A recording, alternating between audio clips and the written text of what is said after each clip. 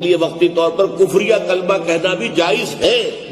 حضرت سمیہ اور حضرت یاسر انہوں نے کوئی کلمہ کفر کہنے سے انکار کر دیا اور ابو جہل نے انہیں شہید کر دیا۔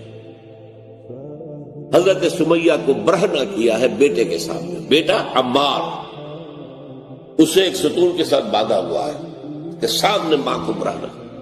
اس نے آنکھوں پہ ہاتھ رکھے، کہا اس نے، ابو جہل نے تنگ آ گیا جب تو تکلیف ہو سکتی دے رہا ہے، اچھا ایک دفعہ تم کلمہ کفر کہہ دو، تم کہہ دو یہ کہ ہاں تمہارے بتوں میں بھی کچھ حقیقت ہے۔ اور ایک چھوٹی سی کوئی مورتی تھی اس کے ہاتھ میں، وہ سامنے رکھی، حضرت سمیہ نے اس پر تھوک دیا، جس تیش چڑھا ہے تو نیزہ لے کر ان کی شرمگاہ میں مارا، شہید کر دیا۔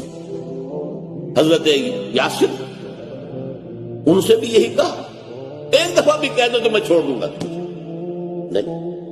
لیکن بیٹا جو تھا، اب دیکھیے بوڑھوں نے برداشت کیا، جوان بیٹا عمار وہ برداشت نہیں کر سکتا، اس نے کلمہ کفر کہہ کے جان بچا لی۔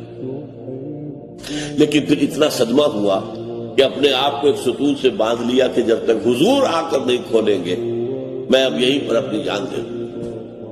حضور کو اطلاع ہوئی، تشریف لائے کہ ٹھیک ہے، تم نے جو کیا، جو تمہارے والدین نے کیا وہ تو بہت بلند رتبہ ہے، وہ تو بہت دور چلے گئے کامیابی میں، تم نے جو کچھ کیا اس کی بھی اجازت ہے شریعت میں، یہ رخصت ہے، جان بچانے کے لیے کلمہ کفر کہا جا سکتا ہے۔